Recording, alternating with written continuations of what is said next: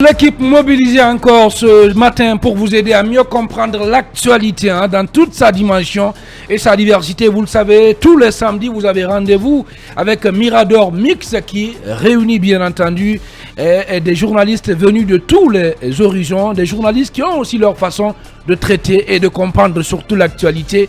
Merci encore une fois de nous rejoindre. Nous sommes ensemble jusqu'aux portes de 11h sur Film Guinée. Allez, à présent, Bassekou, on va parler de ce compte à rebours lancé par l'ambassade des États-Unis à Conakry et pour le retour à l'ordre constitutionnel. Vous savez, l'un des principes défendus par les États-Unis, c'est bien la promotion de la bonne gouvernance de la démocratie avec notamment tous ces principes. Les États-Unis restent droits donc dans leur botte en ce qui concerne le respect de ces principes-là.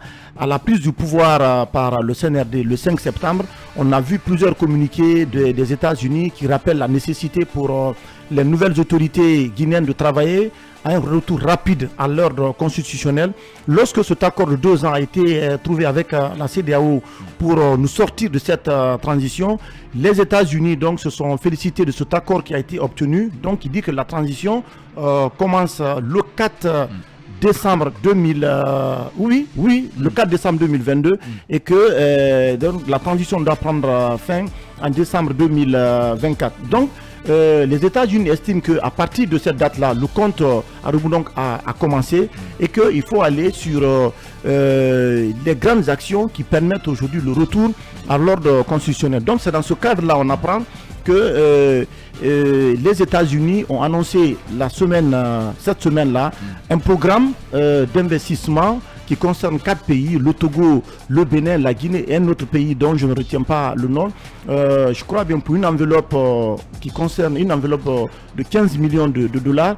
Ce montant, en réalité, doit servir à des campagnes de sensibilisation menées par les acteurs de la société civile pour rapidement orienter le pays, pour amener le pays vers ce retour à l'ordre constitutionnel, mais aussi financer par exemple des projets dans le cadre du développement de l'agriculture ou encore de l'élevage. Donc aujourd'hui, les États-Unis estiment que tous les efforts du côté du gouvernement guinéen, mais aussi des acteurs de la société civile et des partis politiques doivent concourir vers le retour à l'ordre constitutionnel. Donc c'est une sorte donc, de rappel au gouvernement de transition pour dire que nous vous suivons à l'œil, nous restons vigilants par rapport au chronogramme qui a été donc ce programme qui a été établi et qui permet ce retour à l'ordre constitutionnel. Mais il faut rappeler que le gouvernement guinéen, vous le savez, a décliné les activités phares donc, qui sont inscrites dans ce chronogramme. Il y a le recensement général de la population, de l'habitat, il y a le recensement administratif à caractère d'état civil. Vous avez aussi la relecture donc d'une nouvelle constitution après qui doit être validée par référendum. Vous avez la mise en place d'un organe de gestion des élections. Vous avez l'organisation des élections donc de la base au sommet.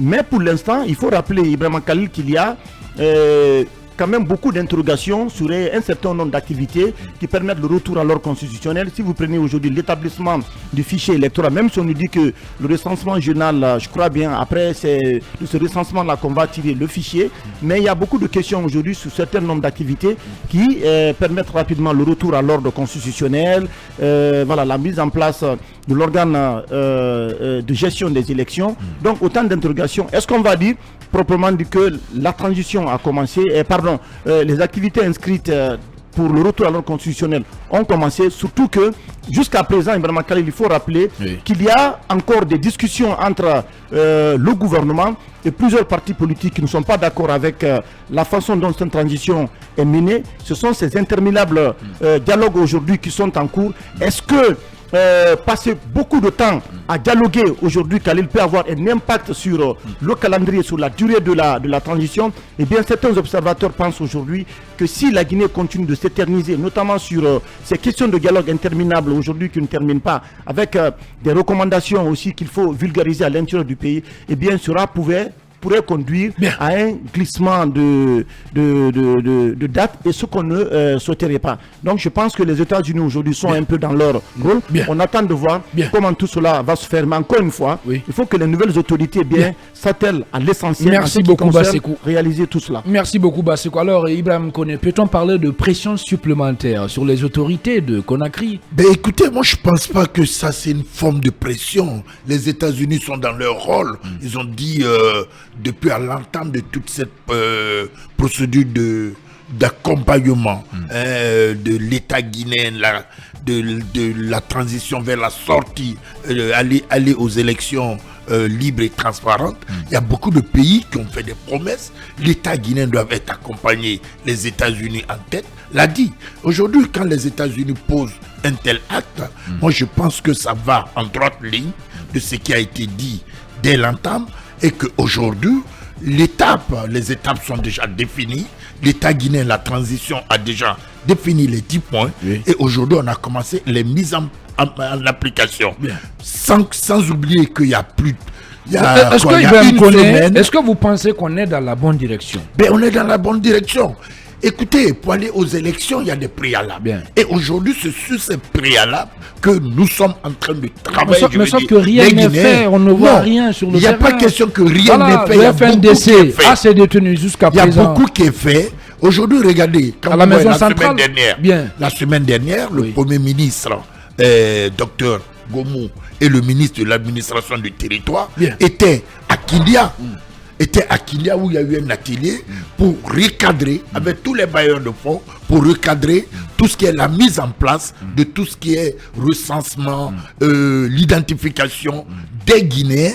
Et c'est à cela qu'après on va tirer tout ce qui est la liste électorale et demander aux Guinéens de se munir de leur carte d'identité parce qu'on ne peut pas aller aux élections sans connaître le nombre d'électeurs. On ne peut pas aller aux élections si on n'a pas nos cartes d'identité. Alors, messieurs, les journalistes, la population guinéenne, apprêtez-vous, prenez vos cartes, recensez-vous quand le recensement va commencer, mais munis de vos documents administratifs. Et qu'est-ce que, Ibrahim Sorilène Konsouma, le lancement de ce compte à rebours par l'ambassade des États-Unis à Conakry peut changer? Les États-Unis constituent une grande puissance. Les États-Unis, c'est une machine, ça vous le savez très bien. Et rappelez-vous que les États-Unis s'alignent sur pratiquement la décision de la CEDEAO. Parce que rappelez-vous que lors d'un sommet de la CEDEAO, les dirigeants ouest-africains avaient dit que la transition en Guinée commence le 4 décembre. Et depuis lors, les États-Unis estiment que cette transition a démarré le 4 décembre. Donc aujourd'hui, moi, je pense que les États-Unis sont dans un rôle très capital. C'est pour dire que nous vous tenons à l'œil. Nous nous déchargeons en tout cas de ce qu'on peut vous donner en termes d'accompagnement et vous aussi faites de sorte que ces activités soient définies dans le temps. Mais moi, contrairement à beaucoup de personnes, on estime que beaucoup de choses se font aujourd'hui peut-être en amont, mais moi personnellement, je ne vois pas une grande visibilité par rapport aux activités qui doivent concourir au retour à l'ordre constitutionnel. Personnellement, je ne vois pas. Mais on vous dira que on est en train d'implémenter. C'est vrai que ça, moi je ne vois pas. Les autorités devraient. Oui, le blocus c'était au niveau du dialogue, le renouement du dialogue, bien sûr. Il n'y a pas que le dialogue. Voilà, le fil du dialogue avec l'autre partie de la classe politique et de la société civile guinéenne, c'est ce qui a été fait. Non, il faut reconnaître ça quand même. Il faut encourager cela. Non, je n'ai pas encouragé. Bien. Une transition. Oui. Veut dire crise. Une crise, pour la résoudre, il faut le concours de tout le monde. Aujourd'hui, il y a des activités principales auxquelles on devrait s'atteler pour le retour à l'ordre constitutionnel. C'est vrai qu'on ne peut pas détacher la constitution de certains chantiers, mais j'ai comme l'impression qu'on accorde beaucoup plus de temps à certains chantiers que le retour à l'ordre constitutionnel. Il faut ces activités, il faut le recensement, il faut que tous les Guinéens de l'intérieur ou de l'extérieur soient recensés pour choisir le futur président. Mais qu'est-ce qui est fait pour ça? Pour le moment, moi je ne vois rien. Selon Ibrahim Sorilène Konsouma, il n'y a rien sur le terrain. Très rapidement, quand vous regardez très rapidement cet apport de l'ambassade des États-Unis à la Guinée, les 15 millions, c'est bien défini. C'est pour sensibiliser et donner aux membres de la société civile, les organisations, pour sensibiliser la population guinéenne à ce thème. Bien, allez, Khalil Camara, rapidement. Quelqu'un l'a rappelé, je pense que les États-Unis, c'est vrai, ils auront un rôle à jouer dans l'instauration de la démocratie dans les États. Donc si les États-Unis portent un regard sur la Guinée, on peut bien comprendre cette inquiétude. Parce que vous savez déjà que la Guinée est à une phase aujourd'hui où personne ne sait quelle est la direction réelle. On ne sait pas si on avance ou on... Vous ne savez pas. Non, personne ne le sait. Non, ne dites pas que personne ne le sait. Non, arrêtez ça. Même vous, arrêtez ça. Vous ne le savez pas. Aujourd'hui, les institutions de la transition sont en place. On a un gouvernement, on a un CNT qui travaille. Et puis, bien, on a un Premier ministre qui est en train de se bouger petit à petit, qui renoue le fil du dialogue avec ceux qui ne sont pas contents de la conduite de la transition. Merci bien pour ce que vous avez relevé, mais je voudrais vous dire que l'essentiel aujourd'hui, c'est le retour à l'ordre constitutionnel. Justement. Et jusqu'à présent, vous-même, vous ne savez pas quel est le point qui est situé. Comment ça? Personne ne le sait. Comment? Ce qui est là aujourd'hui, c'est s'occuper à d'autres sentiers. On a une idée quand même sur la durée, une idée de la durée de la transition. C'est fondamental, c'est défini déjà. La durée est définie. Les organes sont déjà mis en place, Khalil. Je ne dis pas le contraire, mais vous oubliez une chose. Oui. Il faut savoir que même quand on sera à la fin de cette durée, on va nous sortir encore d'autres arguments. Khalil, il faut des préalables quand même. Maintenant, il faut mettre la pression sur les autorités de la transition pour qu'on aille à l'ordre constitutionnel. En tant qu'on ne voit pas que la date des élections est fixée, on ne peut pas dire qu'il y a un avancement dans ce qui se passe aujourd'hui. Il te faut des préalables pour donner cette date. Merci Khalil. Sauf qu'aujourd'hui, nous sommes dans un train qui est stagnant, qui ne bouge pas. Non, il bouge. C'est cela le cas. Il bouge. Je pense que ça ne bouge pas. Ça ne bouge pas. Merci beaucoup, Khalil. Il faut poser les bases pour le retour à l'ordre constitutionnel. À partir de là, on peut apprécier.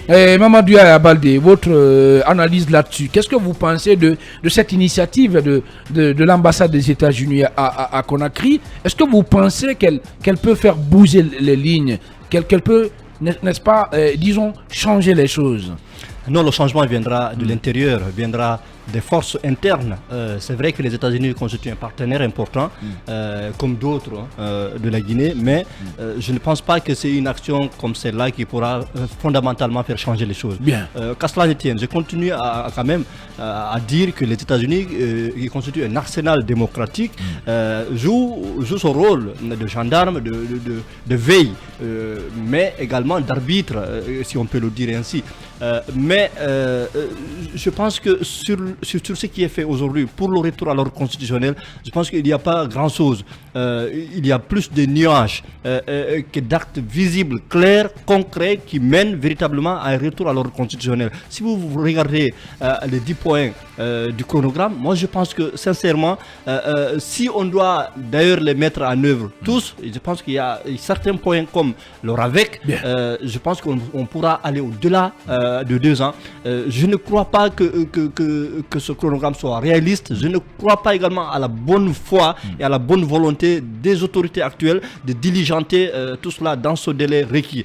Je pense qu'aujourd'hui, on n'est pas dans cette prédisposition d'aller vers un retour à l'ordre constitutionnel, mais on est en train d'initier beaucoup de choses en même temps. On est dans les voiries, on est dans les routes, mais ce qui n'est pas du tout mauvais. On est en train de judiciariser. Ce qui n'est pas tout mauvais. Oui, c'est pas parce qu'on est en transition que le pays doit s'arrêter. Je suis d'accord. Il y a ce qu'on appelle les affaires courantes. On doit continuer les affaires courantes, mais la primauté, l'essentiel, c'est les questions qui doivent concourir au retour à l'ordre constitutionnel. J'ai comme l'impression que le développement dans ce pays se résume aux élections.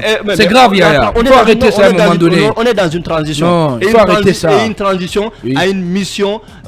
Juste organiser les élections et partir. Une mission minimaliste, pas une mission maximaliste. Bien, puisqu'il y a des infrastructures. Pour rappel, pour l'histoire de ce pays, Khalil, je veux juste dire à Yaya, pour l'histoire de la Guinée, la transition apporte beaucoup de choses à la population guinéenne. Je dirais même, quand vous prenez la population de Conakry, je vous donne un exemple. C'est lors de la transition en